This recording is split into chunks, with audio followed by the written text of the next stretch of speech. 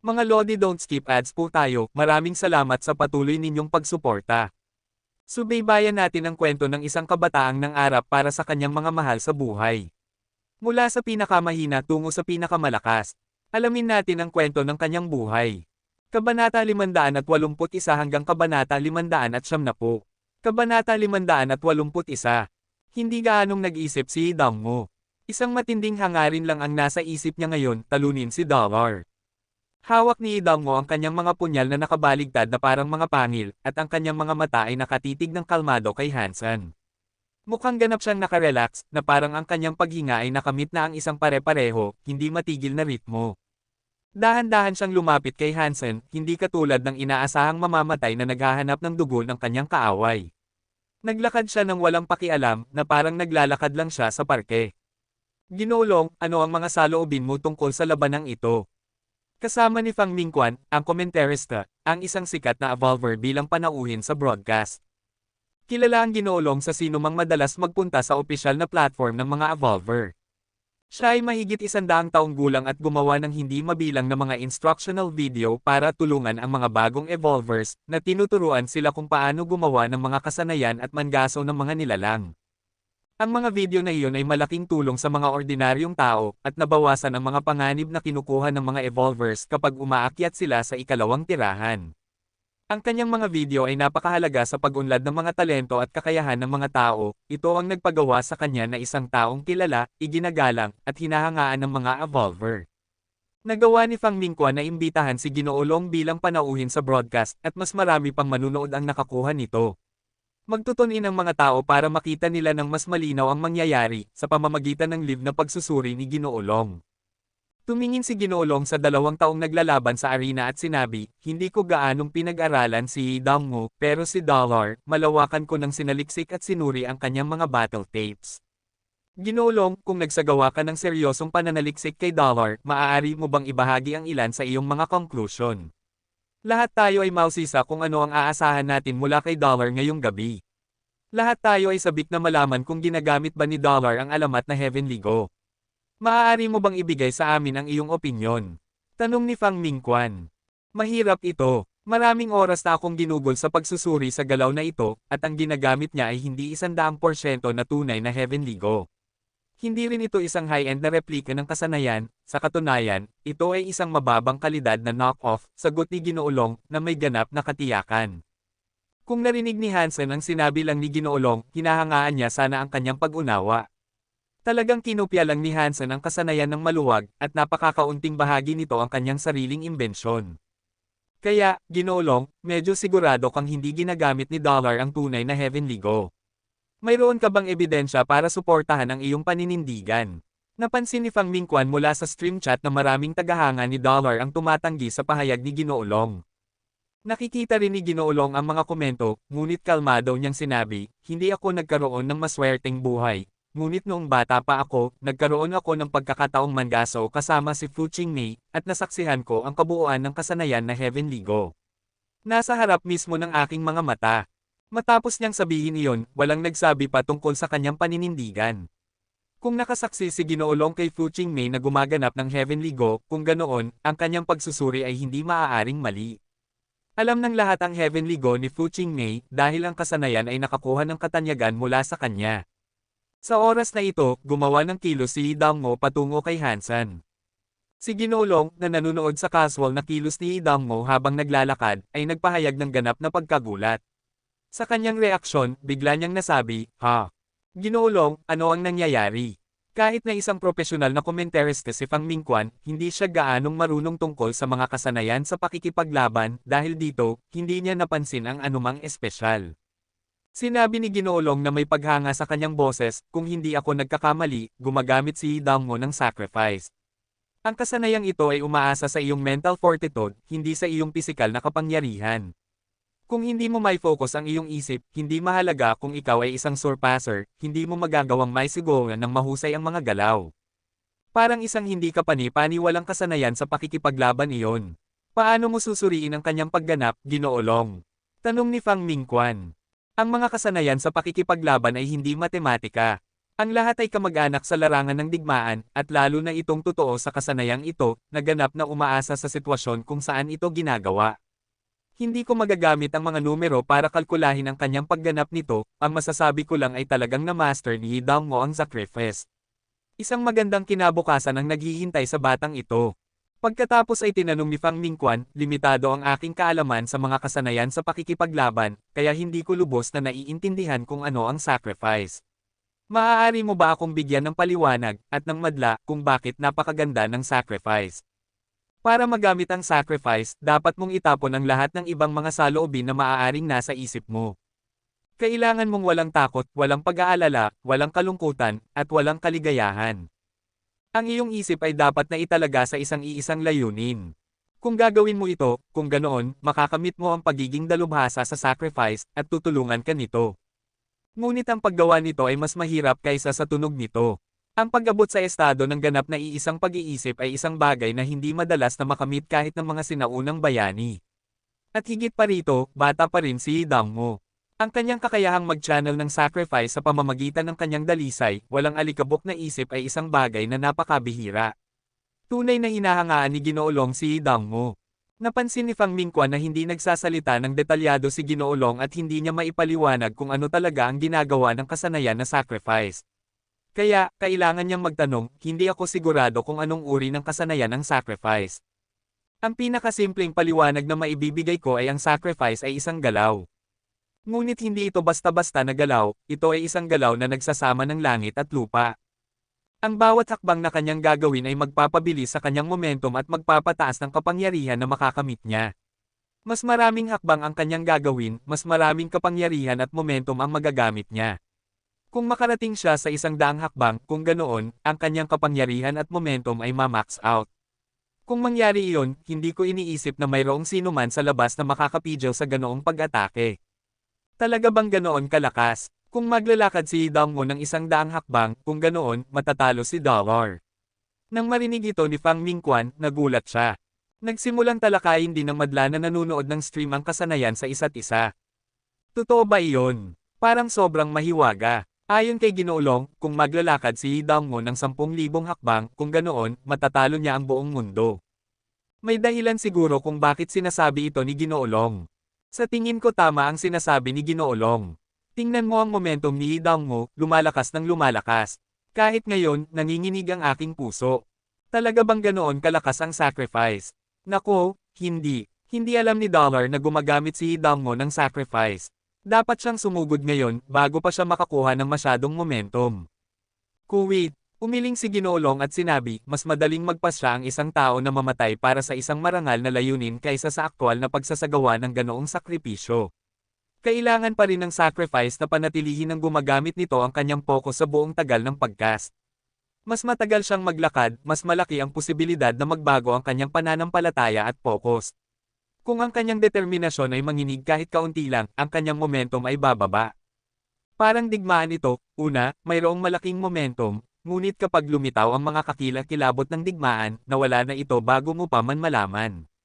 Ang mga tao ay sensitibong nilalang, at kahit na ang mga scholar at henyo ay hindi maaaring magpanatili ng kanilang pananampalataya magpakailanman. Ang pinakamataas na sacrifice na nakita ko ay 100 hakbang. Kahit na patuloy siyang maglakad pagkatapos nito, ang kanyang momentum ay bababa pa rin. Naisip ko kung gaano karaming hakbang ang magagawa ni Dong Mo gamit ang sacrifice. Maingat na pinapanood ni Fang Mingquan si Dong Mo. Pagkatapos ng paliwanag ni Ginoolong, nagsimulang bilangin ng mga manunood ng stream ang mga hakbang ni Dong Mo.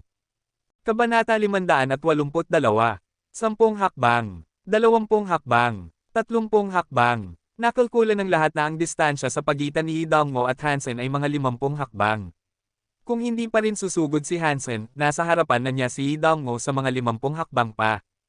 30 hakbang pa lang ang nagagawa ni Dong Mo, pero ang kanyang momentum ay tumataas na ng malaki. Parang siya ay pinagkalooban ng isang Diyos. Sa bawat hakbang, tumataas ang kanyang momentum. Ang bawat hakbang ay parang alon ng dagat, at isang malakas, patuloy na umuugong na hangin ang tumatama kay Hansen.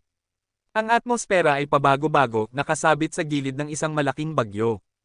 Pero hindi pa rin gumalaw si Hansen. Pinapanood lang niya ng kalmado si Dong Mo, nakatayo ng matatag laban sa mga alon.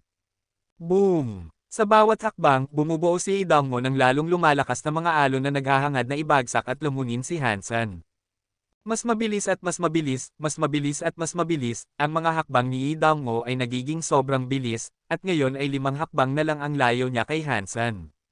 Ang momentum sa kanyang katawan ay nagliliwanag sa kanya ng isang uri ng malaanghel na liwanag, at ito ay nakakatakot sa mga nanunood. Susugod na siya. Lahat ay tumigil sa paghinga, at pinagmamasdan nila si Hidalgo nang walang ideya kung ano ang magiging pag-atake niya. Pero kahit ngayon, ang mga punyal ni Hidalgo ay nasa kanyang mga kamay pa rin, nakasandal sa likod ng kanyang braso sa isang paraan na nagpapahiwatig na hindi pa siya handang umatake. Nang ang distansya sa pagitan ng dalawang mandirigma ay umabot na sa 2 hakbang lang, sa wakas ay gumalaw si Hansen. Pero hindi siya sumulong, sa halip, umatras siya. Umatras siya na parang isang bangka na itinulak palayo ng isang magulong dagat. Hinarap muli ni Hansen si Hidalgo nang may kalmadong tingin na ibang-iba sa nag-aapoy na hitsura ni Hidalgo. Ngayon, isang hakbang na lang ang layo nila sa isa't isa. Isang hakbang pasulong, isang hakbang pabalik, parang wala sa kanila ang makakakonekta. Dollar, umatras siya. Nanlaki ang mga mata ng madla sa hindi paniniwala. Walang umaasang umatras si Dollar, at ngayon, walang naniniwalang talagang ginawa niya iyon. Natatakot ba si Dollar sa sacrifice ni Hidalgo? Lahat ay nagtataka ngayon. Maganda. Matalino si Dollar, tama ang kanyang desisyon. Pinuri ni Ginoolong ang aksyon ni Hansen. Sa tingin ni Ginoolong na gumawa si Dollar ng magandang bagay. Tumingin si Fang Mingquan kay Ginoolong na may naguguluhang ekspresyon. Oo, isang matalinong pag-urong iyon, mukhang excited si Ginoolong habang nagpatuloy siya. Kanina, sinabi ko na ang pinakamahalaga sa sacrifice ay ang momentum. Kung maabot mo ang maximum capacity, lalo ka lang lalala. 53 hakbang na ang nagagawa ni Hidalgo, at nakakuha na siya ng maraming kapangyarihan at momentum. Kung pipiliin ni Dollar na lumaban sa kanya ngayon, magiging masamang desisyon iyon. Nang umatras siya kanina, nagbukas ito ng isang magandang hanay ng mga posibilidad at pagkakataon. Kung patuloy niyang iiwasan si Hidalgo hanggang sa hamina ang sacrifice, iyon ang oras para sumugod siya. Isang magandang tugon ito na nagpapatunay kung gaano katalino at matalino siyang mandirigma. Matapos marinig ang malalim na pagsusuri ni Ginoolong, lahat ng nanunood ay naunawaan. Ibig sabihin, kailangan habulin ni Hidalgo si Dollar bago hamina ang kanyang momentum, kung hindi, mahihirapan siyang manalo. Tama ba ang pag-unawa ko? Tanong ni Fang Mingquan. Oo, tumango si Ginoolong. Ang pinakamalakas na tao na nakita ko ay nakagawa lang ng 100 hakbang.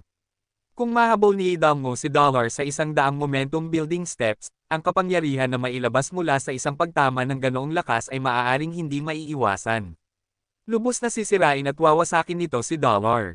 Gayunpaman, kung hindi niya mahabol ito bago siya makarating sa 100, may 70% na posibilidad na nanalo na si Dollar. Lahat ay nakatuon ng husto sa 2 karakter na ito na naghahabulan sa buong arena. Sobrang kinakabahan sila para magsalita, at nakatitig sila sa 2 lalaki na parang natakot sila ng kulog. Isang hakbang na lang ang layo nila sa isa't isa. Kung maglalakad pa ng isang hakbang si Hidalgo, masasaktan ni Hansen ang kanyang punyal. Pero sa kabila ng paggawa ng bawat huling hakbang, hindi siya nakakapunta ng mas malapit. Pinagmamasdan nilang dalawa ang isa't isa, mabilis na gumagalaw. Parang kambal na ibon, mabilis na naglalakad ng 10 metro. 60, 70, 80, tahimik na binibilang ng lahat ang bawat hakbang sa kanilang sarili. Ang bawat hakbang ay parang isang jump scare na nakakatakot sa kanilang mga puso. Sa pamamagitan ng kapangyarihan ng kanyang momentum at lakas, ang bilis ni Hidalgo ay naging nakakatakot, at patuloy lang siyang bumibilis. Talaga bang mahabol ni Hidalgo si Dollar bago siya makarating sa kanyang ika-100 hakbang? Kahit si Tang Shenleo ay kinakabahan, at pawisan ang kanyang mga kamay. Kalmadong sumagot si Lin Feng, 100 hakbang. Iyon ay simula pa lang. Nagulat, tumingin si Tang Shenleo kay Lin Feng at nagtanong, ano ang ibig sabihin niyan? Tingnan mo. Isang salita lang ang sinabi ni Lin Feng at tumuro sa 2 mandirigma sa arena. 85, 70, 75, 100. Lumingon si Hansen at nagsimulang maglakad pero hindi naabutan ni Hidalgo. Matapos niyang gawin ang kanyang ika-100 hakbang, nagbuntong hininga ang puso ng lahat. Puno ng baliw na kapangyarihan si Hidalgo, pero gumana ang estratehiya ni Dollar. Sobrang hirap niyang gawin para kay Hidalgo na gamitin ang kanyang tunay na lakas. Pagkatapos ng 100 hakbang, lahat ay natatakot na ang momentum ni Dango ay magiging walang kabuluhan at hindi na niya mahabol si Dollar. Kahit na naisip ng mga tao na mananalo si Dollar, medyo nadismaya ang mga tagahanga ni Dollar. Ang ganitong uri ng panalo ay kulang sa tiyak na pampalasa na inaasahan nila at kulang ito sa excitement. Pero pagkatapos ay napagtanto ng mga tao na pagkatapos ng 100 hakbang, ang momentum ni Dango ay hindi humina. Sa halip, patuloy itong tumataas ng nakakatakot na halaga. Parang Diyos siya, at lumapit siya kay Hansen ng may mas malaking lakas. 110, 115, 120. Nako, grabe, sobrang lakas, 120 hakbang na sacrifice. At patuloy na tumataas ang baliw na momentum na ito. Para sa isang taong kasing bata niya at magkaroon ng ganoong talento sa kasanayang ito, hindi masusukat ang kanyang mga kakayahan. Nanginginig ang boses ni Ginoolong at makikita mo ang excitement na tumitibok sa loob niya. Ang paglapit ni Dango kay Hansen ay baliw at tumalon ang puso ng lahat sa bawat hakbang na ginawa. Isang masigasig na excitement ang humawak sa kanilang mga puso na parang hinayla sila para tumakbo kasama si Dango. Boom! 150. Binutis ng katawan ni Dango ang hangin sa dalawa na nagpapatunog ng kulog. Ang kanyang buhok ay nakasabit sa hangin ng kanyang paghabol, hinuhuli si Hansen na parang isang baliw na Diyos ng kidlat. Ang kanyang katawan ay umabot na sa maximum capacity, at parang kaya nitong punitin ang espasyo sa pamamagitan ng isang pagtama lang. 150 hakbang. 150 hakbang. Nawala ng salita si Ginoolong. Sa buong buhay niya, ito ang kauna-unahang pagkakataon na nakasaksi siya ng ganoong hindi kapani-paniwalang talento. At sa sandaling ito, tumigil si Hansen. Sobrang bilis ng kanyang paggalaw, ngunit nang bigla siyang tumigil, naging isang bundok siya, na nagpapahintulot sa mga alon na masira laban sa kanyang katawan. Pagkatapos ng lahat ng mga hakbang na ito, ang momentum ni Dango ay umabot na sa pinakamataas. Patayin mo siya. Sa huling hakbang na ito, hindi nakahawig ng tao si Dango. Kasunod ng kanyang nagngangalit na pagtakbo na ang kanyang mahabang buhok ay nakasakay sa marahas na hangin ng kanyang pagdaan, gumalaw ang mga punyal sa kanyang mga kamay. Sa sandaling ito, lahat ay naunawaan, hindi umatras si Dollar. Hindi siya natatakot sa kanyang kalaban, at hindi niya ginagamit ang estratehiya na pinag-uusapan ni Ginoolong. Sa lahat ng oras na ito, naghihintay lang siya, naghihintay na maabot ni Dango ang kanyang rurok at ilabas ang kanyang pinakamalakas na pag-atake. Kabanata 583. Hindi napigilan ng mga manunood na nasa kanilang mga upuan na tumayo at sumandal pasulong na nakabuka ang kanilang mga bibig para panoorin si Dango na gawin ang kanyang huling pag-atake. Ang momentum at kapangyarihan ni Dango ay umabot na sa maximum capacity, at ngayon, sa wakas ay gumalaw ang mga punyal sa kanyang mga kamay. Naglakbay ang mga ito sa isang hindi mailarawan na bilis, mas mabilis kaysa sa hangin. Hindi mo mahahawakan ang hangin, ni hindi mo rin ito makita. Ang simula at pagtatapos ng pag-atake na iyon ay hindi matunten. Kahit na alam ng lahat na susugod si Dango, nang talagang gawin niya ito, naisip ng mga tao na naglalako ang kanilang mga mata dahil ang pag-atake ay nagsimula mula sa wala. Napakabilis nito, hindi masundan ng mga tao ang talam at ang kamay na nagtutulak nito, ngunit isang kolektibong pagsinghap ng pagkagulat ang ibinigay pa rin ng buong madla. Kasunod ng nakakaakit na sandaling iyon, tumakbo ang mga kilabot sa kanilang mga gulugad at nawala ang kulay ng kanilang mga mukha, parang ang mga manunood mismo ay nakaranas ng parehong pag-atake. Kahit na hindi nila mapanood ang talam sa paglalakbay nito, nakikita ng lahat ang imahinasyon nito.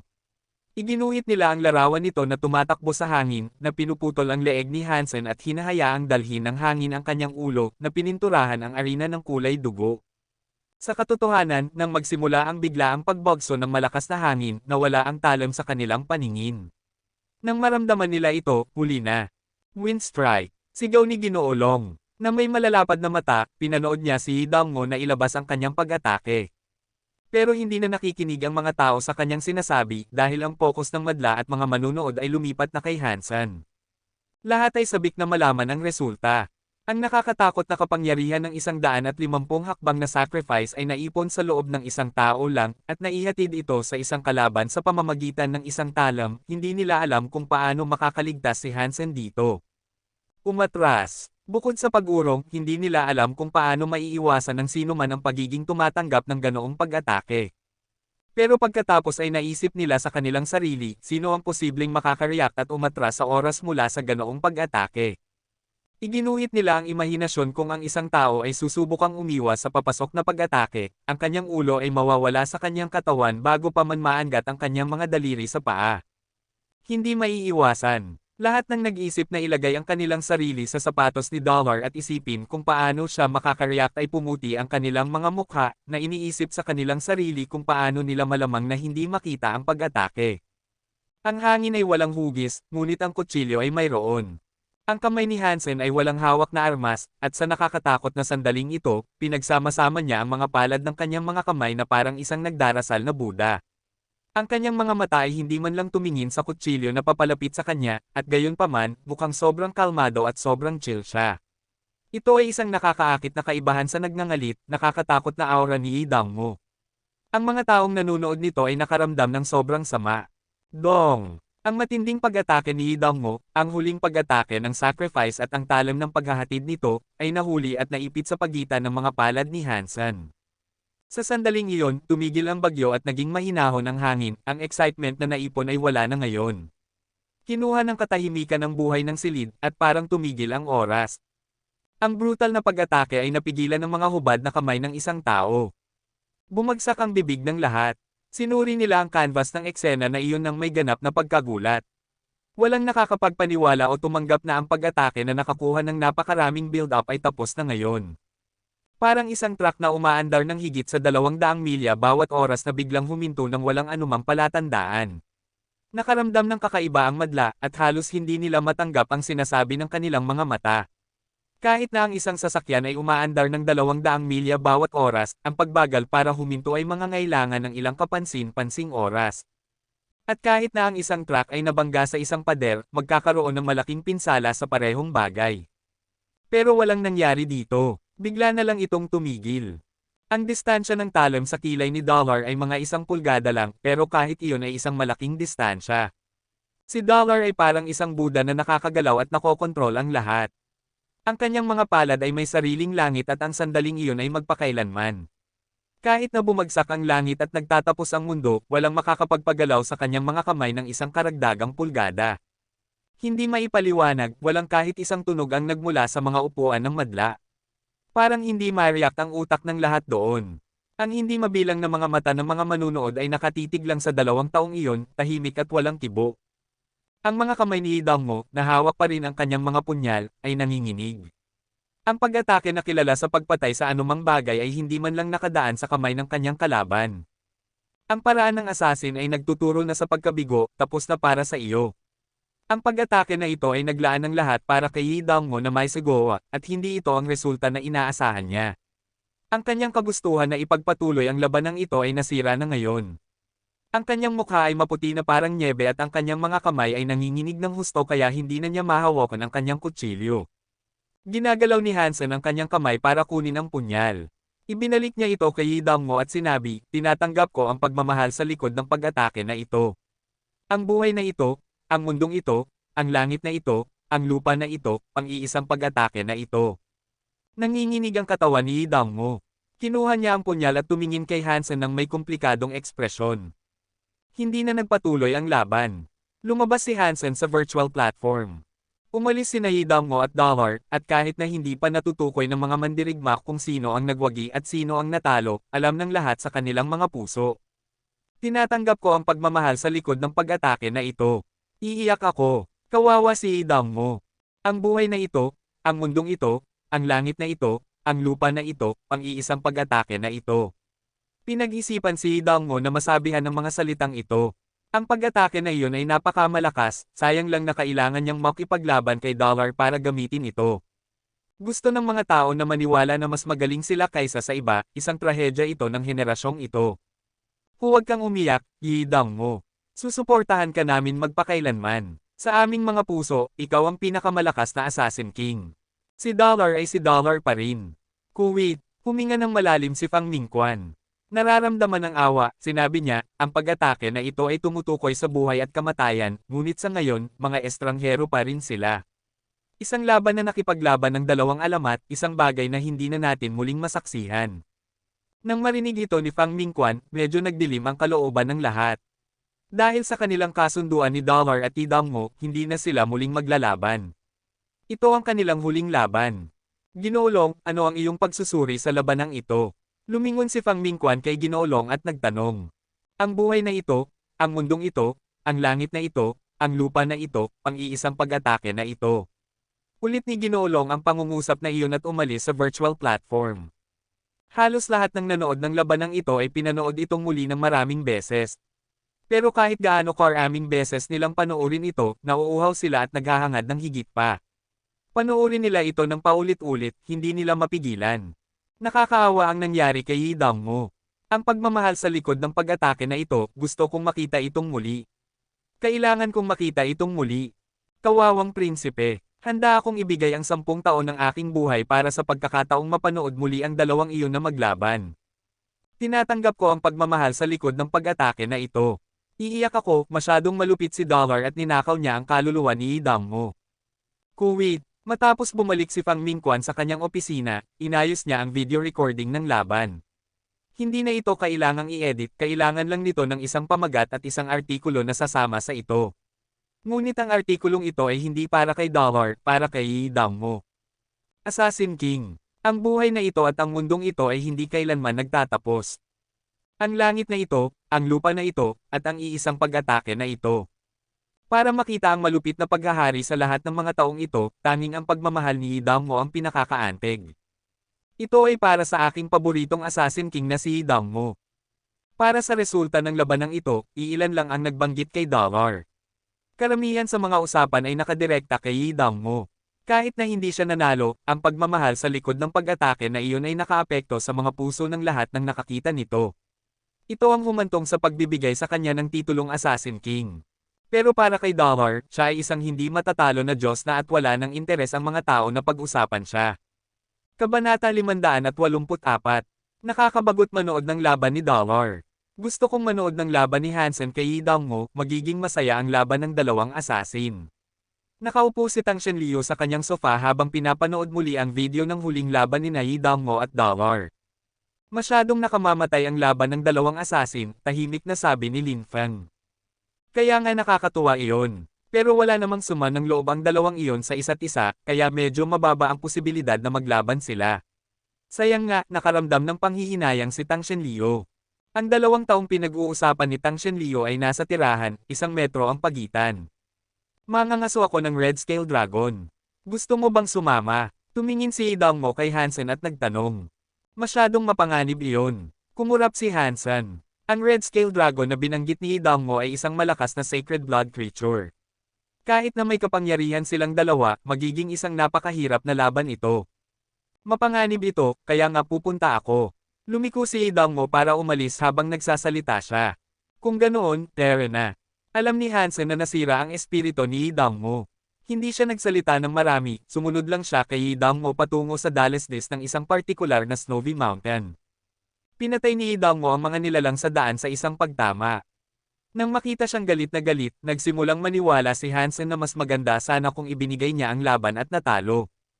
Pero talagang malakas si Yi Dongmu, at kung hindi dahil sa patuloy na pagsasanay ni Hansen ng wind strike kasama siya, malamang na hindi niya mablock ang kasanayan.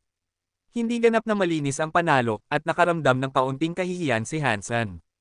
Di nagtagal, pareho silang nakarating sa tuktok ng bundok kung saan sinasabing naninirahan ang Red Scale Dragon.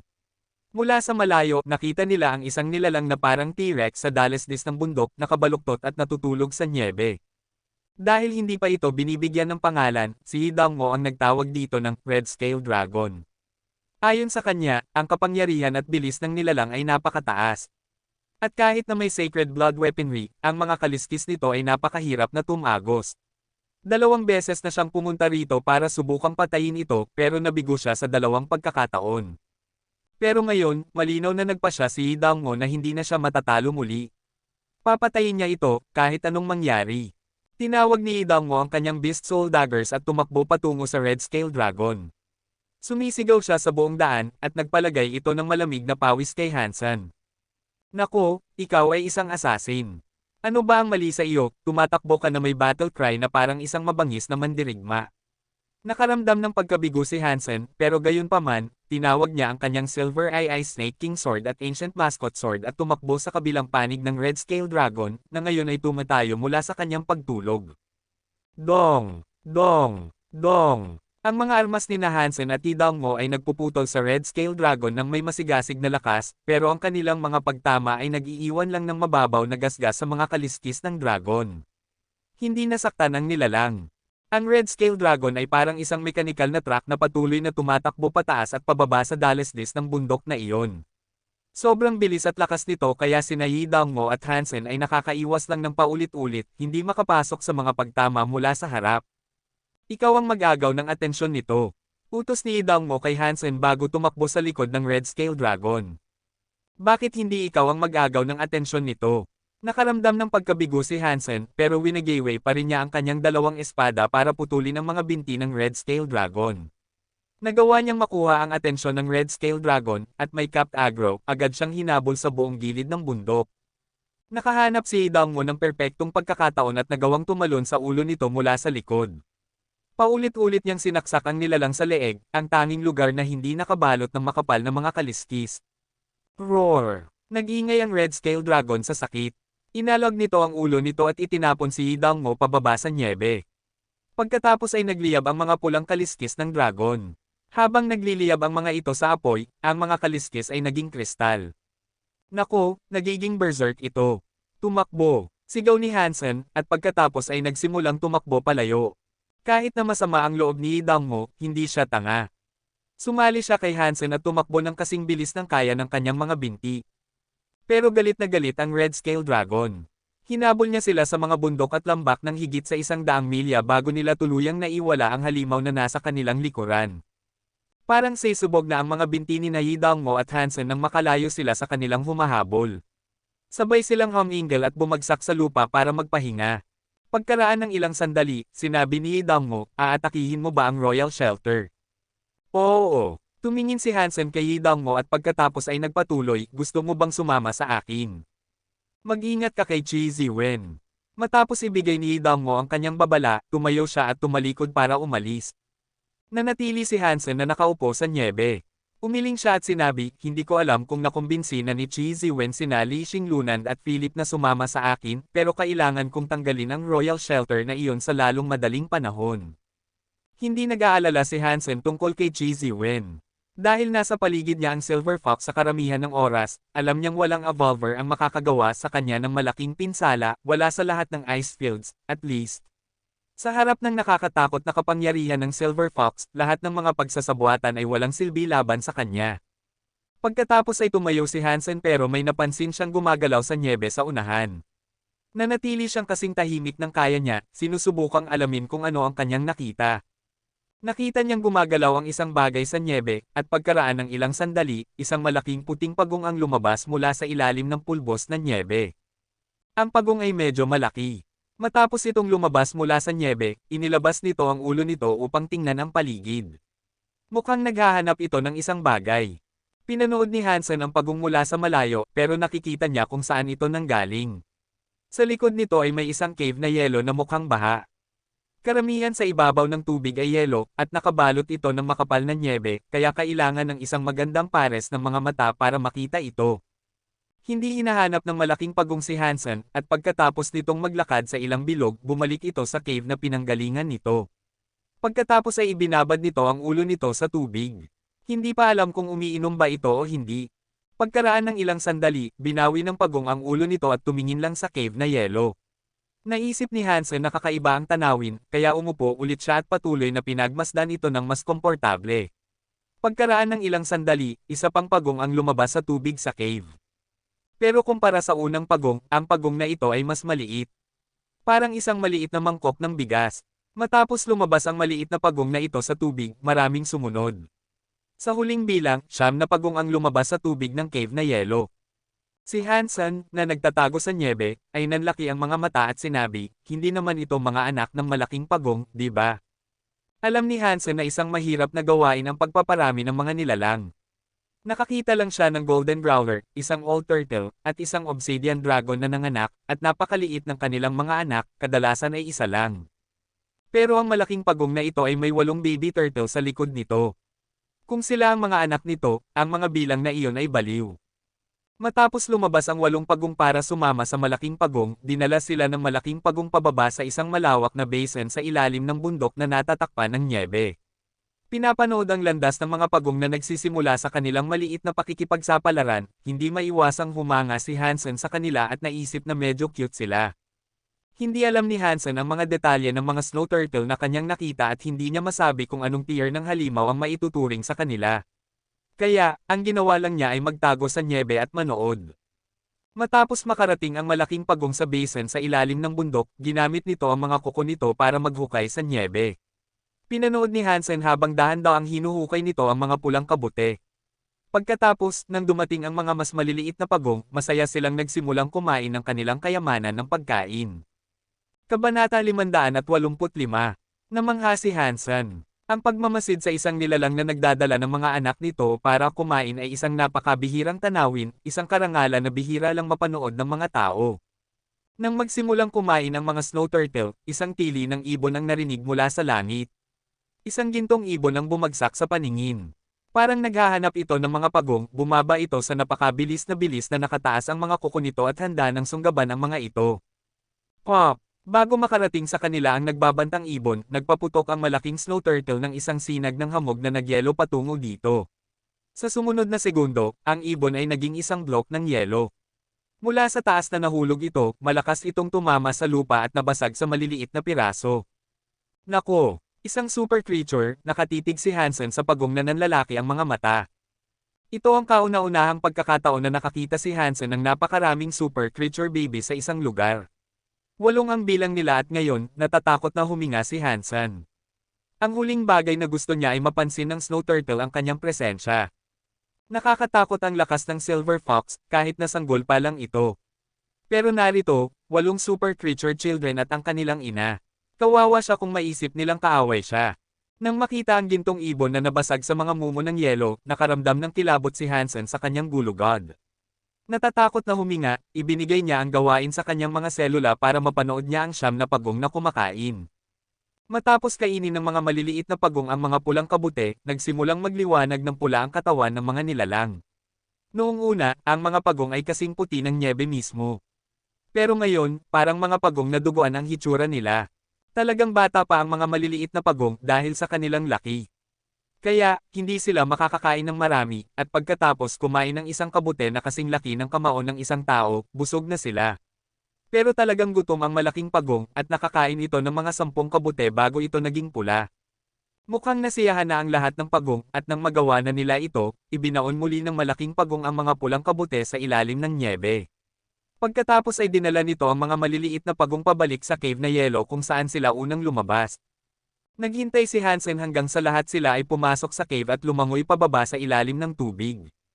Huling pumasok ang malaking pagong, at bago ito lumubog ng malalim, nagpaputok ito ng isa pang sinag ng hamog na nagyelo para muling isara ang yelo kung saan sila lumabas. Walang makakapagsabi na may nakatira sa ilalim doon. Naghintay pa si Hansen ng ilang sandali, at nang makumpirma niyang wala nang ibang gumagalaw, tumakbo siya sa lugar kung saan kumain ang mga snow turtle at naghukay pababa sa mga pulang kabute na kasing laki ng kamao. Parang mga kabute na lulutuin mo. Kasing laki ng kamao ang mga ito, at kumikinang ang mga ito ng isang kumikinang na kaliwanagan. Naglalabas din ang mga ito ng magandang amoy, at taya ni Hansen na medyo masarap ang lasa nito. Dati nang sumusunod si Hansen sa isang botanist, at sa pamamagitan niya, natutunan niya ang maraming mga tip at trick na magagamit ng isang tao para makilala ang mga halaman, halamang gamot, at kabute. Tiningnan niya ang mga pulang kabute at napansin na 3 na lang ang natitira. Ang iba ay nakain na ng mga pagong. Pero base sa kanilang hitsura, parang hindi sila nakakalason. Maraming kakaibang halaman sa tirahan na hindi ng ahas kainin ni Hansen. Kumuha si Hansen ng isang bag at pumili ng isang kabute para ilagay sa loob nito. Hindi na siya kumuha pa, pero handa na niyang dalhin ang kabute, na iniisip na maaaring maging kapaki-pakinabang ito. Tinakpan niya muli ng nyebe ang iba at tinawag ang kanyang golden growler. Kinelekta at binuo niya muli ang katawan ng nabasag na ibon at inilagay ito sa golden growler. Mukhang isang sacred blood creature ito, at kahit na isang mutant lang ito, ayaw itong sayangin ni Hansen.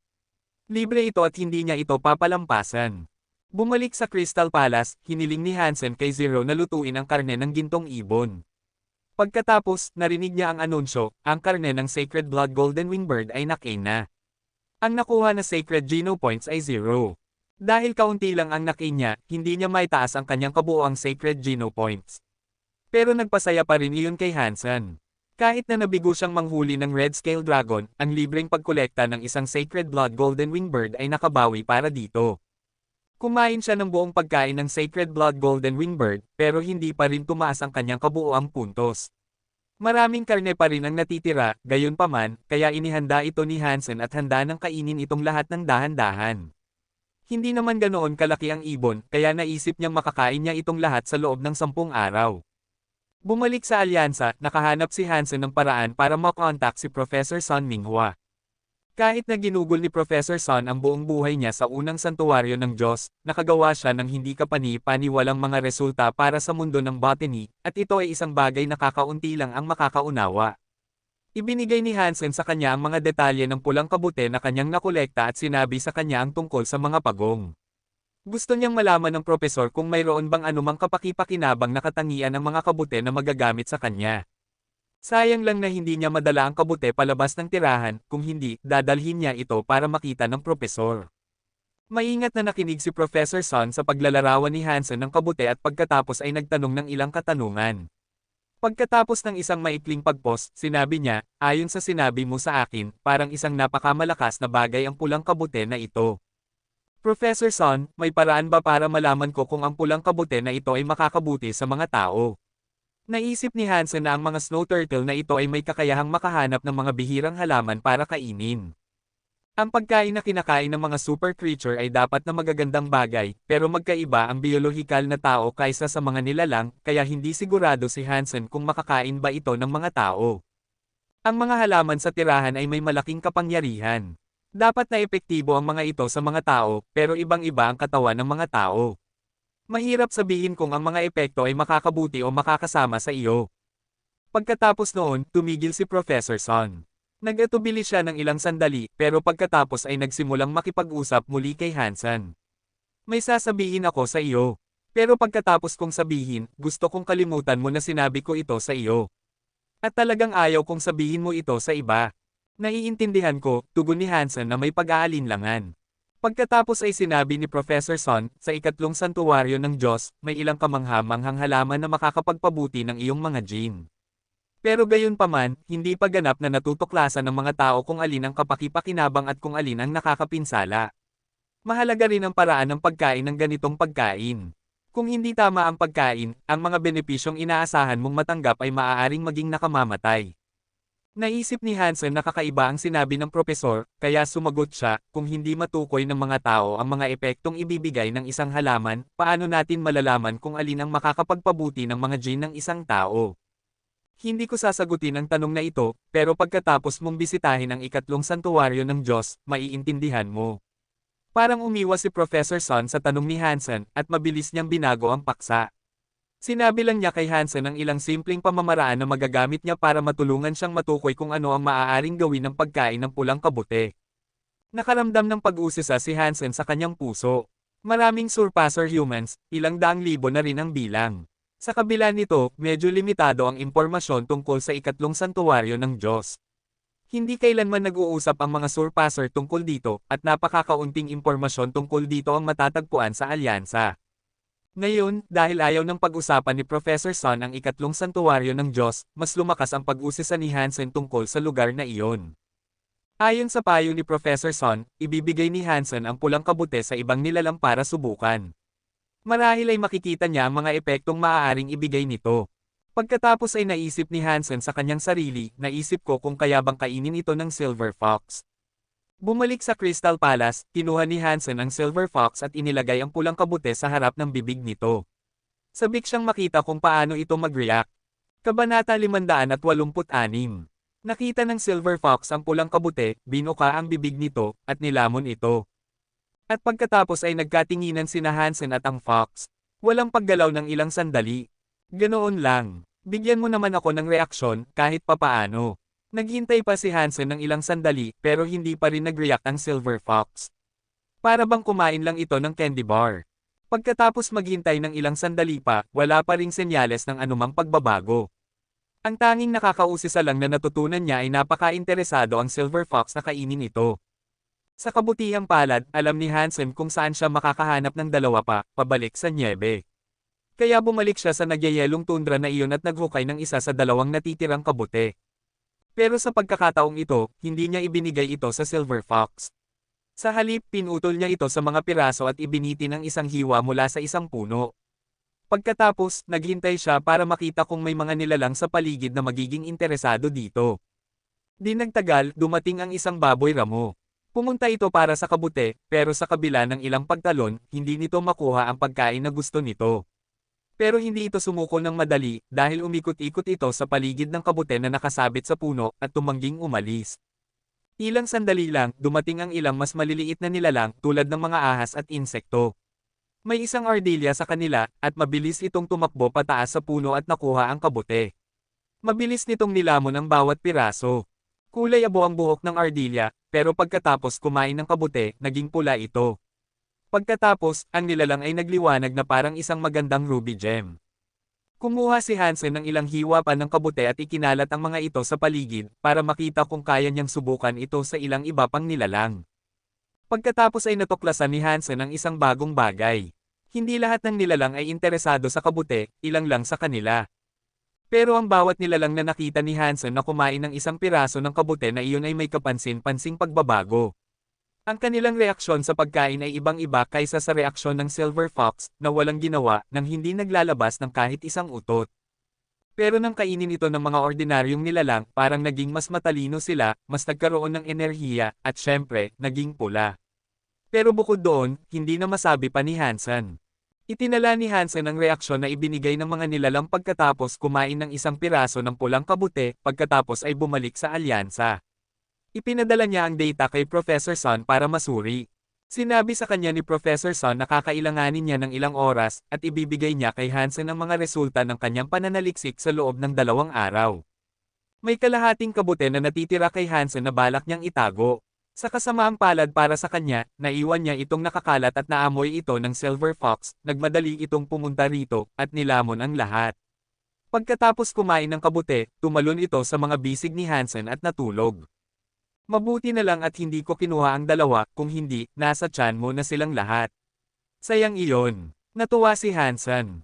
Wala pa ring balita si Cheesy Wen mula sa kanyang mga pag-uusap kina Li Xinglan at Philip at hindi pa siya nakakabalik. Maaari lang isipin ni Hansen na hindi maganda ang takbo ng mga pag-uusap. Pero hindi siya nagmamadali, kaya marami siyang oras para magpahinga at magbasa ng ilang libro. Naglaan din siya ng ilang oras sa pagsasanay ng kanyang Dangshan Sutra at Jade Sun Force. Nagawa pa nga niyang maglaan ng oras para sa kaunting pagsasanay sa dul. Sa pangkalahatan, mahinahon ang mga araw at walang istorbo. Matagal na rin mula nang maging ganito ka-relax ang mga bagay.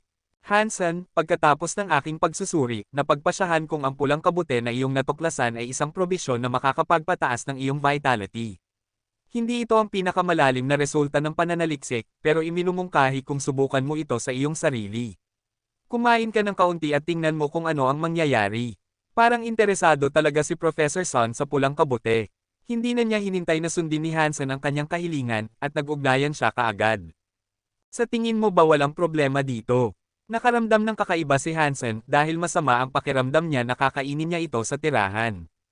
Kumain ka lang ng kaunti, hindi hihigit sa 10 gramo ng bagay na iyon. Pero maghanda ka. Kung may masamang mangyari at hindi ito maganda sa iyong tiyan, siguraduhin na mayroon kang alchemical concoction para tulungan kang mailabas ito. Magandang magkaroon din ng pangkalahatang gamot para sa sakit. Malamang na mag-isa ka sa paggawa nito, kaya maghanda ka para iligtas ang iyong sarili. Pagkatapos noon, nagpatuloy si Professor Sun, pero base sa nakikita ko, hindi ito dapat nakakapinsala. Kung talagang isang bagay ito na makakapagpalakas ng iyong katawan, kung ganoon, sige. Huwag lang masyadong kumain, baka makasama sa iyo. Iisipin ko muna. Hindi nang sabihin ni Hansen na susubukan niyang kainin ito. Sayang lang na wala akong kilala sa Icefield. Kung meron, may makakasama ka at makakatulong sa pagsubok nito, sabi ni Professor Sun na may malungkot na tono ng boses. Pero ang sinabi lang ni Professor Sun ay nagbigay kay Hansen ng ideya. Kung ayaw niyang tumaya sa panganib na kainin ito, bakit hindi siya maghanap ng ibang tao para gawin ito para sa kanya? Si Zhuting ay may deadly perfume. Hindi dapat magiging problema para sa isang taong nakakalason tulad niya na subukan ito. Papatikimin ko siya nito. Naisip ni Hansen na nagpa siya na si Zhuting ang magiging kanyang guinea pig.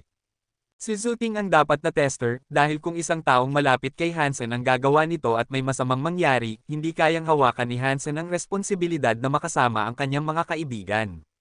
Bukod dito, kilala si Zhuting sa pagkain ng lason na parang may matamis na ngipin siya sa bagay na iyon, kaya wala nang mas kwalipikado para subukan ang pulang kabute kaysa sa kanya. Kinuha ni Hansen ang huling piraso ng kabute na natitira sa kanya mula noong sinusubukan niya ito sa mga nilalang ng Icefield at itinapon ito sa isang pagkaing niluluto niya. Nagluto siya ng ilang iba't ibang pinggan at inimbite si Zhuting para maghapunan. Tara, mag-inom tayo ng magkasama ngayong gabi. Hinailan ni Hansen si Zhuting para umupo na nagsasalita ng may labis na pagkamabait. Tumingin si Zhuting kay Hansen na may sobrang naguguluhang ekspresyon na iniisip, bakit ako inimbite ng lalaking ito para maghapunan? Malamang na nagsasabuatan siya laban sa akin o may iba pa. Nalasan ba ang pagkain? Gusto niya ba akong lasonin? Ha? Ganoon ba iyon? Imposible, hindi siya ganoon kabobo. Malamang na alam niyang may deadly perfume ako at immune ako sa lason. Malamang na naiwan niya ang kanyang utak sa kung saan kung naisip niyang lasonin ako. Sobrang bait ang kilos ni Hansen na nagbibigay kay Zhuting ng kasing dami ng pagkain hanggat kaya niya at pinupuno ang kanyang inumin pagkatapos ng bawat lagop. Kuya Zhu, nasanay ka na ba sa pamumuhay dito sa Icefield? Kung may mga problema ka, huwag kang mag-atubiling magsabi sa akin. Hindi ko man makatulong sa malalaking bagay pero kung medyo maliit lang, gagawin ko ang lahat para maging mas komportable ang buhay mo dito. Pagkatapos ay umatras si Zhuting sa kanyang isipan at sinabi sa kanyang sarili, may mali dito. Malamang na pinapalusog ako ng lalaking ito dahil may kailangan siya sa akin. Imposible na maging ganoon kabait siya dahil sa kabutihan ng kanyang puso. Inikat ni Zhuting ang kanyang mga mata at pagkatapos ay malakas na naisip, sige, kung may gusto kang hingin sa akin, at umabot ka pa nga sa punto na tawagin akong kuya, ako ang magiging boss. Kuya Han, kung may gusto ka, sabihin mo lang sa akin. Dahil sa ating relasyon, hindi na kailangang magpakita ka ng ganoon. At hindi mo na kailangang paligoy-ligoy. Kung kaya kong tumulong. Nagbago ang tono ng boses ni Zhuting. Alam mo, mahirap mabuhay. Sobrang hirap ko. Kaunti lang ang pera ko. Walang problema. Kung tutulungan mo ako, bibigyan kita ng 10,000 barya. Walang problema, sabi ni Hansen sa kanya. 10,000. Nanigas si Zhuting, na iniisip, ano ba ang tingin mo sa akin? Isang pulubi. 10,000 ay hindi sapat para makabili ng pananghalian. Tumawa si Zhuting at sumagot, 10,000. Haha, gusto mo bang tulungan kitang uminom ng isang bagay? Parang ganoon. Naghukay ako ng ilang kabute sa Icefield. Gusto kong tikman mo ang ilan at sabihin mo sa akin kung nakakalason ba ang mga ito. Alam kong may deadly perfume ka, kaya immune ka. 10,000 lang ang ibibigay mo sa akin para gawin ang isang bagay na kasing panganib ng ganoon. Tumingin si Zhuting kay Hansen na may ekspresyon na nagpapakita sa kanya bilang isang tunay na kuripot. Nako, hindi. Sinampal ni Hansen ang kanyang kondongan. Nako, hindi. Ano? Mukhang natakot si Zhuting. Bakit hindi ka nagsalita kanina? Akala ko pumayag ka na, at tingnan mo. Pinapakain na kita. Nakasuot si Hansen ng kanyang inosenteng mukha. Gago ka. Nagsimulang mamula ang mukha ni Zhuting. Kabanata 587. Hindi natatakot si Zhuting na malason, ang totoo ay nakakalason na rin si Hansen. Kuya Zhu, huwag kang mag-alala. Ang deadly perfume mo ang pinakamagaling, hindi mo kailangang matakot sa mga maliliit na kabute na iyon. Kahit na nakakalason ang mga ito, imposibleng malason ka, ang hari ng lason, oo. Ginagawa ni Hansen ang kanyang makakaya para aliwin siya. Sa tingin ko, mayabang na sabi ni Zhuting, pero pagkatapos ay nagbago ang kanyang mukha at sinabi, pero iba ito. Alam kong magaling ako, pero magaling man o hindi, 10,000 ay hindi sapat. Walang problema. Handang itaas ang alok sa pera para sa mabait na serbisyong ito sa 10,000, sa napakalaking 20,000, nakangiting sabi ni Hansen. Galit si Zhuting, at nagmakaawa siya, Hansen, hindi mo ginagamit ang respeto na nararapat sa mga propesyonal. 20,000. Ang pagmamasan ay mas malaki ang kita kaysa dito. Ikaw, gumawa. Ako, may mali. Ano iyon? Ang lason ba? Huwag kang mag-alala, may gamot akong inihanda. Bilasan mo, lunukin mo ito at dadalhin kita sa detox center para linisin ang iyong mga bituka. Mabilis na kinuha ni Hansen ang gamot na sinabi sa kanya ni Professor Son. Pero nang lumingon siya, naging kulay ruby red ang mukha at mga mata ni Zuting.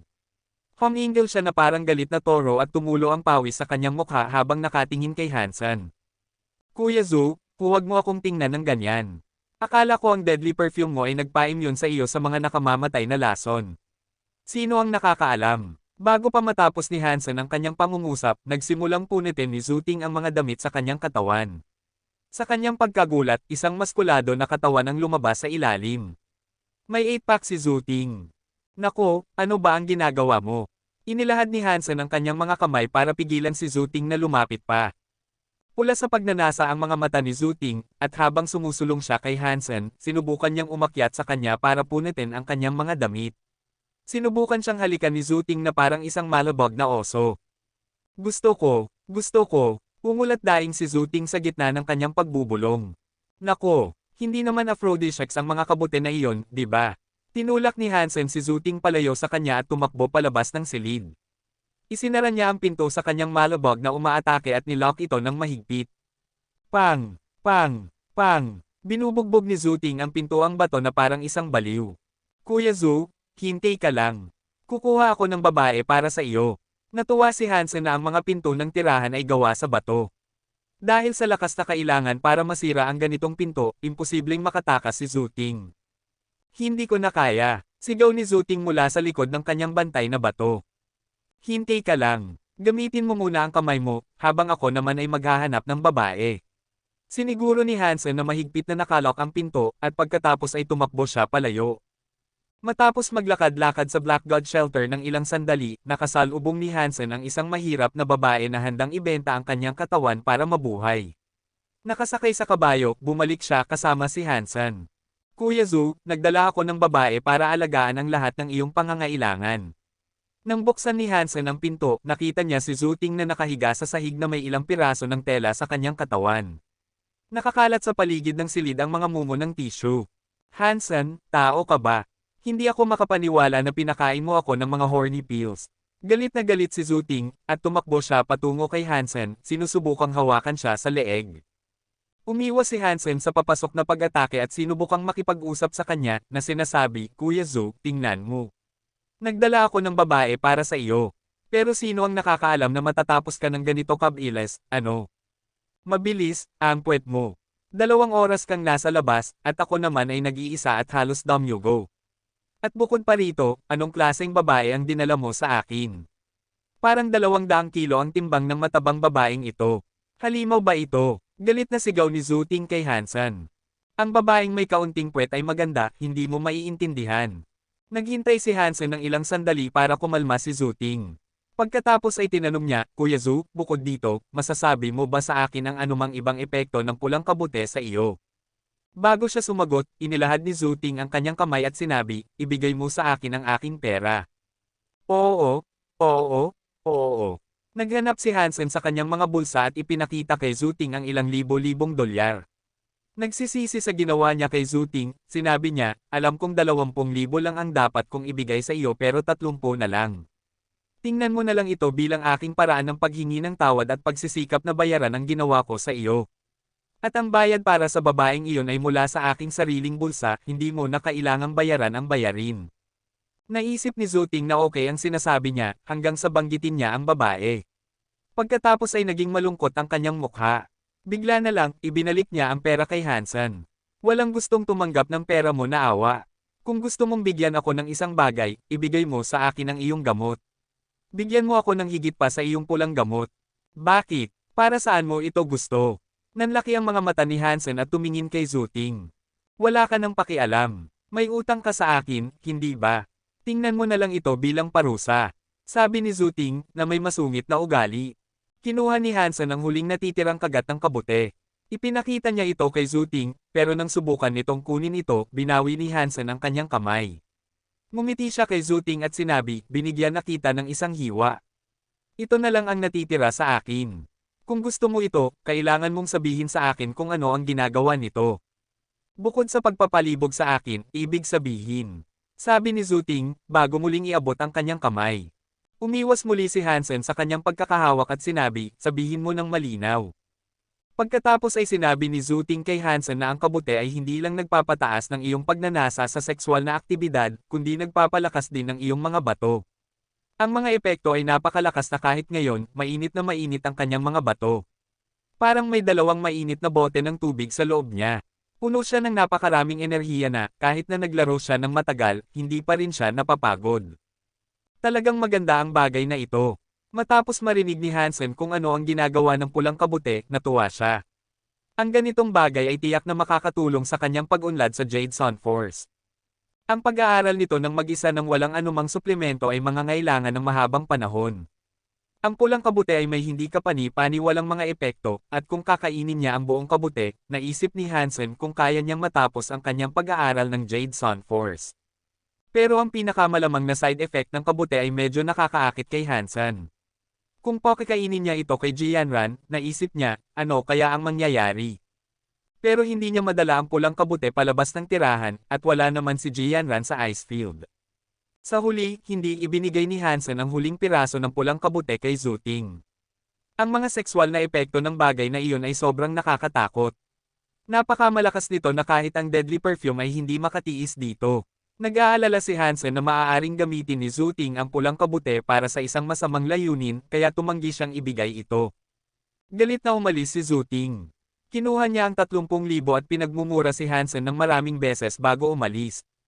Pagkatapos ay bumalik si Hansen sa kanyang silid at nilock ang kanyang pinto. Tumingin siya sa huling piraso ng kabute sa kanyang kamay. Tumingin siya ng tumingin hanggang sa wakas ay nilagay niya ito sa kanyang bibig. Nanguya siya ng kaunti, at hindi nagtagal, ang kaaya-ayang pakiramdam nito sa kanyang mga ngipin ay naging init sa kanyang tiyan. Ang kanyang bato ay medyo mainit na, at ngayon, mas mainit pa. Parang may dalawang maliit na kalan sa loob niya na naglalabas ng walang katapusang supply ng enerhiya. Sa parehong oras, naramdaman ni Hansen na uminit ang buong katawan niya. Ang nasa ibaba ng sinturon ay maaaring suportahan ang langit. Nagsisimula na siyang makaramdam ng libog at napuno siya ng pagnanasa na punitin ang kanyang mga damit. Kinagat ni Hansen ang kanyang mga ngipin at pinigilan ang pakiramdam na iyon na nagcast ng Jade Sun Force habang ginagawa niya ito. Gusto niyang gamitin ang Jade Sun Force para ma-absorb ang kapangyarihan ng pulang kabute. Habang ginagawa niya ito, may kumatok sa pinto. Mula sa likod nito, isang boses ng babae ang tumawag sa kanya. Kabanata 588. Nagulat si Hansen ng isang nag-aapoy na sensasyon ang pumuno sa kanyang loob. Ang kanyang mga bato ay nagsirit sa init, at parang naging dalawang bola ng apoy na tumatalbog sa kanyang katawan. Hindi maganda ang pakiramdam ni Hansen. Damn it, bakit ka pumunta rito sa ganitong oras? Wala nang sapat na lakas ng loob si Hansen para pigilan ang kaguluhan na nangyayari sa loob niya. Nasa isang trance si Hansen. Hindi niya marinig kung sino ang nasa labas o kung ano ang pinag-uusapan ng babaeng boses. Pero kahit na, hindi na niya kailangang makinig dahil nahulaan na ni Hansen kung sino iyon. Bihira lang ang mga bumibisita sa kanyang silid dahil iilan lang ang nang-ahas na gawin iyon. Sa mga kakaibang pagkakataon lang pupunta siyang Manly para bisitahin siya kapag may mahahalagang bagay na dapat pag-usapan. Bukod sa kanya, wala nang iba. Nang maisip ang makapal, puting mga binti niyang Manly, naramdaman ni Hansen na nagsisimulang sumabog ang kanyang utak. Hindi niya maalis ang kanyang isip sa mga masasarap na binti na iyon, at wala na siyang ibang gusto kundi sipin ang pinto at tumalon sa kanya. Ginamit niya ang lahat ng kaya niya para sugpuin ang kanyang pagnanasa at binilisan niya ang Jade Sun Force. Gagawin niya ang kanyang makakaya para hintayin ang pagnanasa na ito. Sa ikalawang santuwaryo ng Diyos, hindi katulad ng unang santuwaryo ng Diyos, maaaring pumasok ang sinuman sa silid ng ibang tao.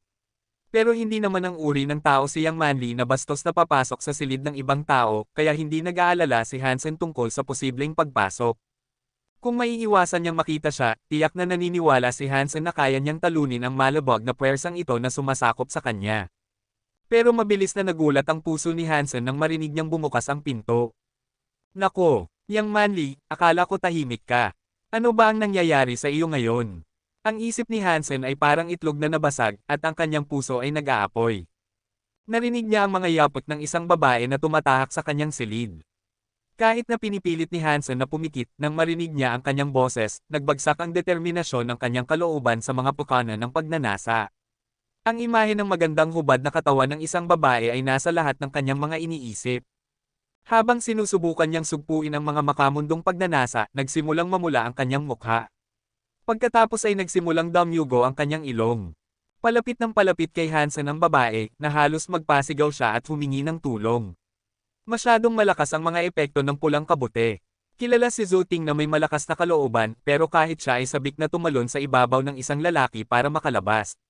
Dahil dito, maiisip mo ang kapangyarihan ng kabute na ito. Hindi nang ahas magbukas ng bibig o mata si Hansen. Natatakot siya na kung magsisimula siyang magsalita, o kahit na magbukas ng mata para tumingin, ang kanyang isip ay mawawala ng lahat ng kontrol sa pagnanasa na nagsisikap na sakupin ang kanyang isipan.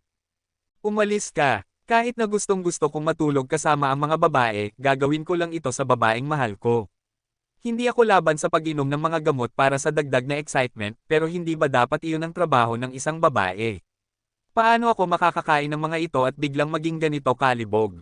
Umalis ka! Umalis ka! Lumabas ka rito! Lumabas ka rito, Yang Manly! Pinapalakas ng kanyang puso ang kanyang sarili na huwag sumuko sa kabila ng paghihimagsik ng kanyang isipan. Pero patuloy na lumapit ang babae kay Hansen, na tila nakita na may mali sa kilos ni Hansen. Naglakad siya sa harap ni Hansen, sinusubukang makita siya. Sobrang lapit na ng babae, at naamoy na siya ni Hansen. Parang ang buong katawan niya ay nag-aapoy at ang kanyang ilong ay umaagos na parang fountain. Nakipaglaban si Hansen sa pagnanasa na magbukas ng mata, at kinagat niya ang kanyang mga ngipin at pinanatili itong nakasara. Kinagat niya ang kanyang sariling dila hanggang sa damyugo, umaasa na ang karagdagang sakit ay makakatulong sa kanya na talunin ang pagnanasa. Tumulo ang dugo mula sa kanyang mga labi. Kumunat ang noo ng babae, na naniniwalang may mali sa pagsasanay ni Hansen. Bigla niyang naisip na ang kanyang hindi inaasahang pagpasok ang dahilan ng tila pagkabigo sa pagsasanay na ito. Yumuko ang babae at inilahad ang kanyang kamay para maramdaman ang pulso ni Hansen sa kanyang leeg. Mukhang sabik siyang malaman kung ano ang nangyari kay Hansen. Pero nang mahawakan ng kanyang maisla na mga daliri ang leeg ni Hansen, nawala ang mga pintuan ng kanyang isipan. Parang nagdadala ng apoy ang mga daliri, at nagpabukas ito ng mga mata ni Hansen. Isang magandang babae ang nakatayo sa harap niya, at napakaganda ng kanyang katawan. Halos kasing tangkad niya si Hansen. Nakasuot siya ng masikip na puting battlesuit. Ang mga kurba ng kanyang makapal, mahabang mga binti, bubble butt, at malalaking dibdib ay na-highlight sa suit, perpektong nakaukit, anggulo at kurba para makuha ang atensyon ng lahat, at mapabilis ang kanilang mga puso. Ang kanyang maisla na mukha ay kasing lamig ng kagandahan nito. Mukha ito ng isang taong mahirap lapitan. Diretso sa harap ni Hansen ang babae, at bumuka ang kanyang mga labi na parang may sasabihin. Pero sa oras na ito, wala siyang marinig kahit isang bagay. Kahit na hindi kahawig niyang Manly ang babaeng ito, mas kaakit-akit pa siya, na may katawan at personalidad na mas gusto ni Hansen. Nawala ang lahat ng kontrol ni Hansen. Isang aura ng ganap na kasamaan ang nagliwanag sa mga mata ni Hansen. Inilahad niya ang kanyang mga kamay at sinubukang hawakan ang babae. Sapat na ang distansya kaya nakagawa siya ng isang magandang hakbang pabalik para maiwasan ang kanyang mga manyak na kamay. Hindi nagbago ang mukha ng babae. Tumingin lang siya kay Hansen na may kakaibang titig. Pero sa sumunod na segundo, nag-iba ang kanyang mukha. Hindi siya makapaniwala na papalapit sa kanya si Hansen. Naisip ng babae na imposible para sa kanya na gawin iyon, pero ginawa niya. Hindi nagtagal, ang kanyang likod ay nasa isang pader at wala nang ibang mapupuntahan. Hiniramgan ni Hansen ang bawat kanyang labasan, at imposible na siyang makatakas ngayon. Sobrang nagalit ang babae sa kanyang pagkagulat. Inilahad niya ang kanyang kamay para sampilan si Hansen, pero mabilis niyang binawi. Alam niyang nagambala niya ang kanyang pagsasanay at nagdulot ng sitwasyong ito. Ngayon, kulay pula ang kanyang mga mata, na higit pa sa nagpapahiwatig na may mali. Binawi niya ang kanyang kamao. Sa sandaling nagatubili siya, nahawakan ni Hansen ang battlesuit ng babae. Sa loob lang ng ilang sandali, ang battlesuit na idinisenyo para makatagal sa mga bala ay napunit ng mga kamay ni Hansen na puno ng pagnanasa. Ang kanyang masasarap na pares ng malalaking puting dibdib ay nakalantad na ngayon sa harap niya. Itinapon ni Hansen ang kanyang sarili sa babae at itinulak siya laban sa pader. Isang kamay ang humawak sa isa sa kanyang malalaking dibdib na hindi kayang hawakan ng isang kamay sa kabuuan, at ang kanyang ibang kamay ay bumaba upang pisilin ang kanyang matigas at bilugang puwit. Pagkatapos ay ibinaba ni Hansen ang kanyang mga labi upang selyuhan ang kanya. Bumukas ang mga mata ng babae, at ang kanyang katawan ay nagyelo. Sa loob lamang ng ilang segundo, ang kanyang kurbida at masaganang katawan ay nahawakan at nahipo ng buong katawan ni Hansen. Isang segundo mamaya, ang kanyang mga mata ay napuno ng apoy ng galit at tiningnan niya si Hansen ng may puot. Para bang ang kanyang buong katawan ay pumasok sa berserk mode. Ang kanyang katawan ay naglabas ng purpleng ilaw at nagbago siya sa anyo ng isang diwata. Pang! Isang malakas na sipa ang tumama sa tiyan ni Hansen na nagpadala sa kanya na lumipad sa buong silid. Pagkatapos ay tumalon ang babae at sinalubong si Hansen gamit ang kanyang mga binti na parang battle axe habang siya ay nasa hangin pa. Bago pa man siya makalapag sa lupa, muling sinipa siya nito sa gilid. Pang! Pang! Pang! Ang mga magagandang binti ay naging nakakatakot na armas na umabot ng 30 beses na tumama kay Hansen. At sa buong oras na siya ay sinasaktan, mula kanan, kaliwa, at maging pababa, hindi man lang siya nakalapag sa lupa. Ang kanyang mga nakalantad na dibdib ay sumasayaw at nagiging magulo sa bawat sipa. Alam ng babae na may mali kay Hansen, kaya't nakatulong ito upang kumalma siya ng kaunti. Kaya't ginamit niya ang kanyang mga kamay upang takpan ang kanyang mga wobbling na dibdib. Kabanata 589. Nagsimulang maglaho ang lilang liwanag na ibinubugo mula sa katawan ng babae. Kahit na siya ay tunay na baliw, siya pa rin pinamamahalaang upang limitahan kung gaano kalakas ang kanyang exerted sa kanyang malabog aggressor. Kung hindi niya ginawa, sa kapangyarihan ng isang taong nag-unlock sa kanyang unang gene lock, isang sipa ay sapat na para wakasan si Hansen. Malinaw sa kanya na may mali kay Hansen. Kaya, sa kabila ng kanyang galit, nagawa niyang itago ang pinsalang idinulot niya sa kanya. Lalo na sa lilang liwanag na itinulak niya sa katawan ni Hansen.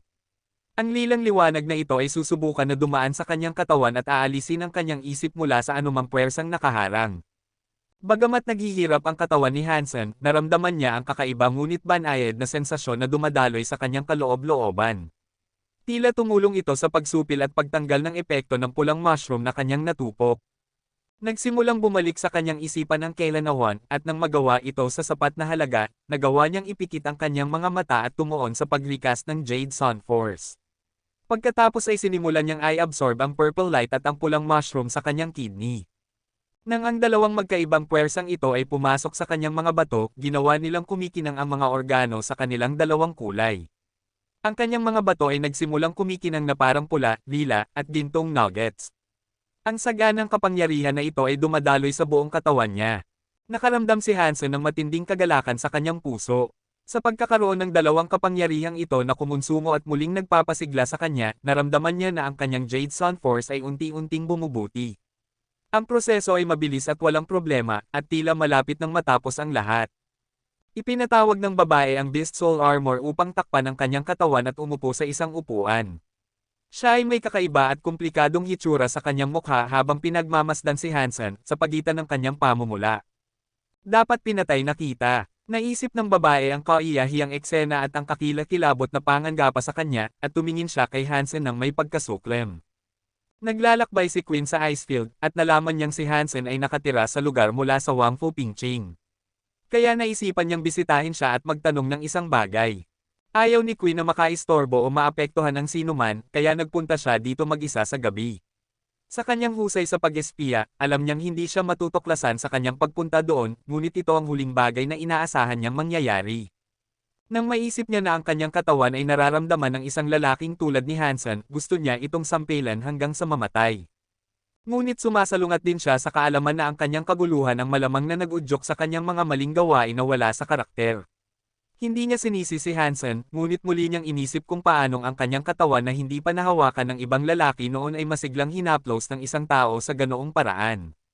Namula siya ng malalim at nagngangalit ang kanyang mga ngipin sa kawalan ng katiyakan hanggang sa halos maubusan na siya ng dugo. Ngunit may iba pang kumikiliti si Quinn sa kanyang isipan.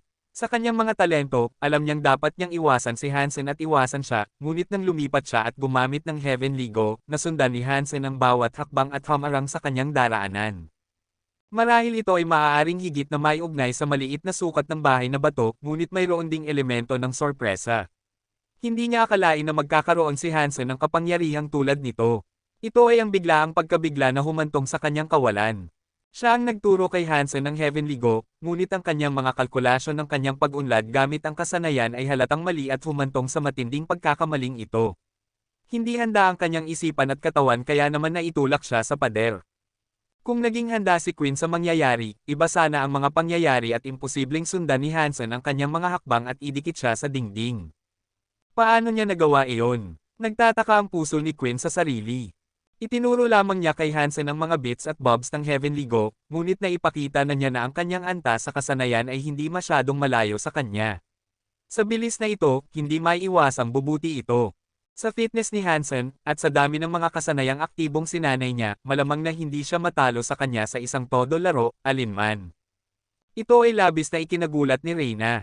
Halos hindi siya naniniwala na ang maliit na halaga ng kasanayang itinuro niya kay Hansen ay maaaring mabuo sa napakahusay na antas. Nakakagulat na malakas din ang fitness ni Hansen. Ang kanyang fitness ay hindi masyadong malayo sa kanya, sa kabila ng katotohanan na ang kanyang unang gene lock ay nanatiling nakalock. Sa naaalala niya, mahigit isang taon pa lang nasa Second God Sanctuary si Hansen. Ito ay hindi isang sikat na lugar, at upang makamit ang gayong mga talento at kakayahan dito sa maikling panahon ay halos nakakatakot. Susubukan ko sana ang kapangyarihan niya, pero parang hindi na kailangan ngayon. Baka kapag na-unlock niya ang gene lock niya, papayag akong sumama siya sa akin. Pero, naisip ni Quinn ang eksena kanina. May parte sa kanya na gustong umalis at hindi na muling titigan ang bastard na ito. Ngunit ang Reyna ay Reyna, at siya ay may higit na determinasyon kaysa karamihan sa mga babae. Hindi siya umalis, nagpatuloy lang siya sa pag-upo roon at malamig na tumingin kay Hansen. Nang tuluyang masipsip ni Hansen ang pulang mushroom at purple na ilaw, bagamat hindi pa niya natapos ang pag-aaral ng Jade Sun Force gaya ng inaasahan niya, ang malabog na epekto ng pulang mushroom ay tila ganap na nawala. Ngunit ito ay nagkakahalaga ng pagpuna na ang maliit na tagumpay na ito ay nakamit lamang sa tulong ng lilang liwanag. Ngayong na-absorb na ng kanyang kidney ang purple light, parang iba na ang mga bagay.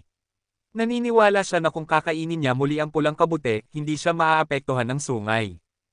Upang subukan ito, ang kailangan lang niyang gawin ay kolektahin ang huling kabute at kainin ito, pagkatapos ay magsanay ng Jade Sun Force sa huling pagkakataon upang matapos ang pagsasanay nito.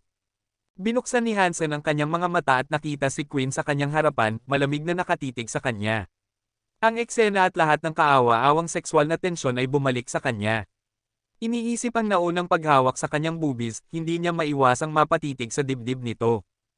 Magaling. Sila ay mahusay. Napansin ni Hansen ang maraming magagandang babae noong panahon niya, ngunit ito lang ang kahangahangang tao na kasing lakas niya.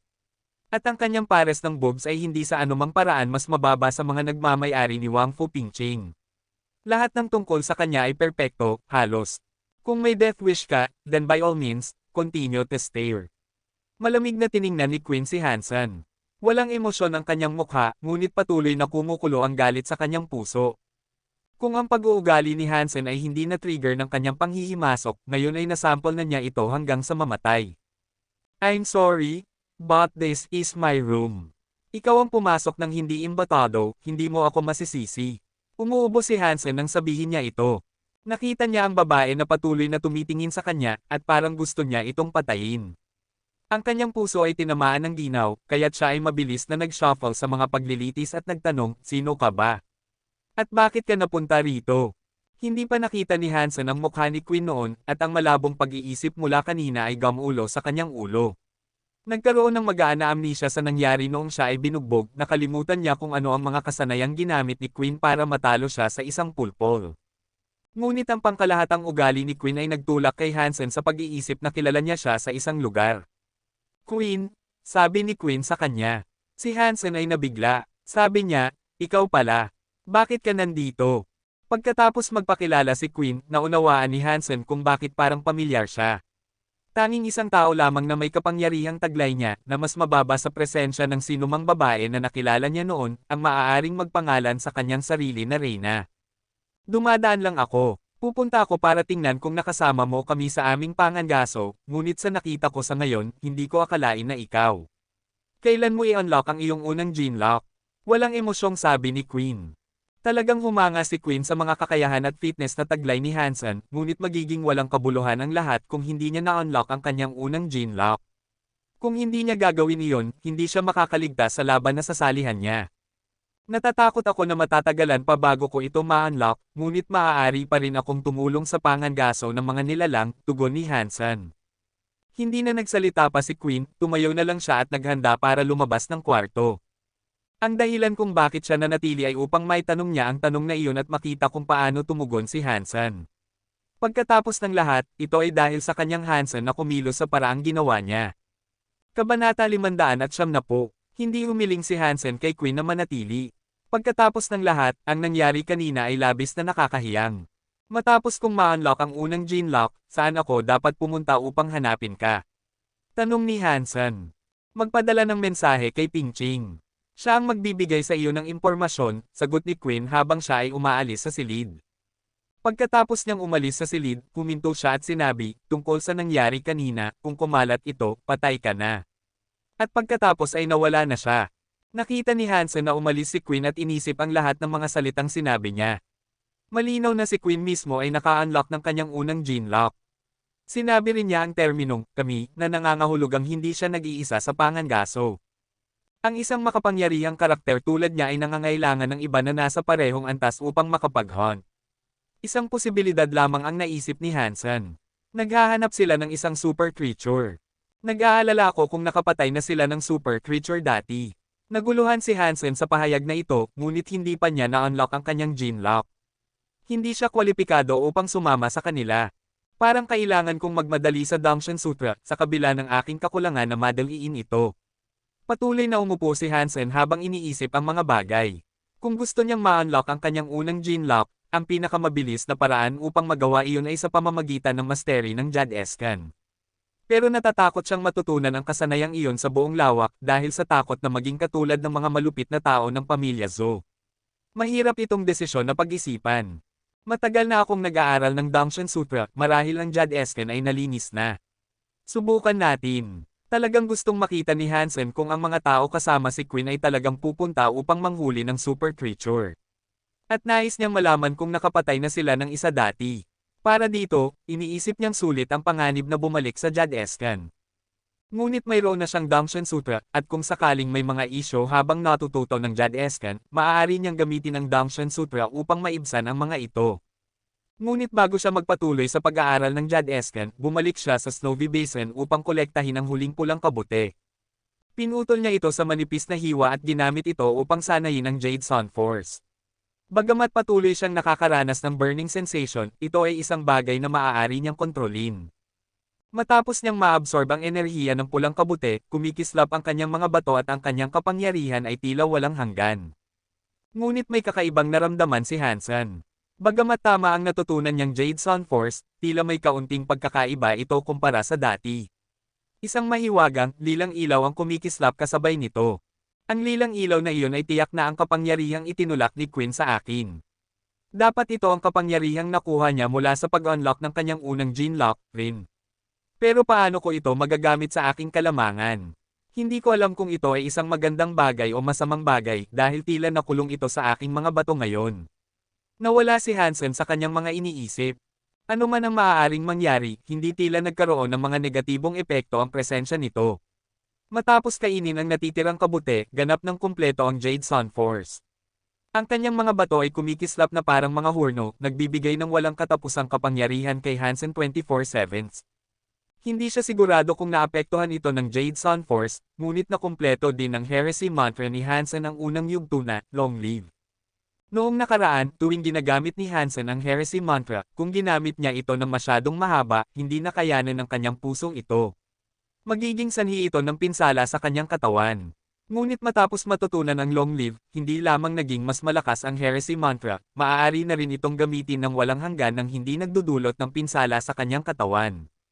Sa Jade Sun Force at Long Live, para akong may walang katapusang kapangyarihan. Ano mang mahihirap na kasanayan na matutunan ko ay maaaring magamit ng walang hanggan nang hindi kinakailangan ng pahinga. Matapos matutunan ang lahat ng ito, talagang natuwa si Hansen. Parang cheat ito. Kahit na parang walang espesyal kapag natutulog, napakamakapangyarihan kapag ginagamit. Tulad ito ni Yi Dangmo. Kapag ginamit niya ang Wind Strike, nakatuon siya ng lahat ng kapangyarihan sa kanyang katawan sa isang malakas na saksak. Pagkatapos niyang gamitin ang saksak, magkakaroon ng mahabang oras ng pagbawi. Ngunit ngayon, iba si Hansen. Maaari na niyang gamitin ang Wind Strike ng normal, paulit-ulit ng walang pahinga. Hindi niya kailangan ng pahinga. Para itong naglalaro ng video game kung saan kailangan ng mga tao na mangolekta ng kapangyarihan upang ilabas ang kanilang ultimate ability. Ngunit nag-glitch ni Hansen ito kaya maaari niyang gamitin ang kanyang super ability ng paulit-ulit. Ang Jade Sun Force at Long Live ay bumuo ng isang nakakatakot na kombinasyon. Nayanig si Hansen. Ngunit hindi alam ni Hansen kung paano gamitin ang Wind Strike. Ngunit hindi ito mahalaga dahil mayroon siyang pinakamakapangyarihang burst power skill, Thunder Knife. Noong nakaraan, kailangang maghintay siya ng hindi bababa sa 8 segundo bago niya ito makast muli. Ngayon, maaari na niyang gamitin ito ng paulit-ulit. Parang kailangan kong i-modify ang duel ng kaunti pa. Masaya si Hansen sa kabila ng karagdagang abala. Dahil sa kanyang vitality, ang kanyang duel skill ay kulang sa ilang mga aspeto. Ang kanyang vitality at kapangyarihan ay hindi kailanman sapat na mataas upang suportahan ang mga pangangailangan ng kasanayang iyon. Ngunit ngayon, iba na ang mga bagay. Maaari na ni Hansen gamitin ang duel sa buong kapasidad nito. Bawat kasanayan ay isang ultimate power skill, at ngayon, ang kanyang damage output ay malamang na 3 beses na. Mas madali na para sa kanya na patayin ang Twin Spirit sa ganitong paraan. Nais ni Hansen na gawin ito, kaya't ginawa niya. Umalis siya upang muling i-modify ang kanyang dual skill. Nais niyang gawing ultimate skill ito. Nakipagpalitan siya ng 5 S-rank Saintful licenses para sa 5 powerful sword skills ng Evolver class. Pinahiram niya ang mga techniques sa loob at ipinatupad ang mga ito sa kanyang dual skill, na inaayos ito upang ang bawat kasanayan ay magampanan bilang ultimate. Ang dual skill ngayon ay 2 sword skills na pinagsama na may higit sa 100 galaw. Matapos ang masiglang pagbabago, ang bilang na iyon ay naging 50. Matapos ang higit pang masusing trabaho, ang bilang na iyon ay naging 12. Ang 2 set ng 12 galaw na iyon ay ang mga kasanayang nagbigay ng pinakamalinis at pinaka-concentrated na dami ng pinsala. Bawat galaw ay may kanya-kanyang espesyal na katangian, ngunit kapag pinagsama at in-cast ng sabay-sabay, hindi siya naniniwala na anumang kalaban ay makatiis sa ganitong nakapipinsalang atake, anuman ang kanilang kapangyarihan o antas laban kay Hansen. Ito na ang dual skill na palagi kong nais. Hindi na dapat maging mahirap ang paghawak sa Twin Spirit. Pero nagtataka ako kung nagawa na ni Chi Ziwen na kumbansihin sina Li Xinglan at Philip. Hindi na makapaghintay si Hansen na atakehin ang Royal Shelter. Maraming pagsalungat ang hinarap ni Chi Ziwen sa kanyang mga pagtatangkang kumbansihin sina Li Xinglan at Philip.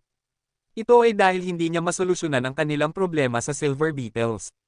Hindi naglakas loob sina Li Xinglan at Philip na umatake sa isang random Royal Shelter habang nasa ilalim ng kanilang kasalukuyang banta. Kaya, kailangang magbayad ni Chi Ziwen ng mabigat na presyo upang kumbansihin sina Li Xinglan at Philip na sumang-ayon at sumama sa atake sa Royal Shelter. Ang Icefield ay magiging akin, Chi Ziwen. Masiglang bumalik si Chi Ziwen sa Black God Shelter. Ang pagkuha sa Royal Shelter at pagiging boss ng mga Icefields ay isang kapanapanabak na posibilidad para sa kanya. At ang ganitong record ay tiyak na magbibigay sa kanya ng ibang pananaw sa mata ng kanyang ama. Baka maaari pa siyang magmana ng Donglin.